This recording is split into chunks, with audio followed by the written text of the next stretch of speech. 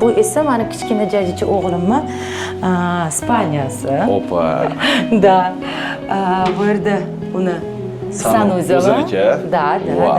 O'zini Sanuzova. Shu yerda mana jaji o'g'ilcham shu yerda uxlaydilar. Garderobi ham bor ekan o'zini. O'zini garderobi bor. Voy. Bilarmikan qatta tug'ilganini kim oilasida? Necha oy hozir? 3 oy. 3 oy. 3 oyda garderob. Da.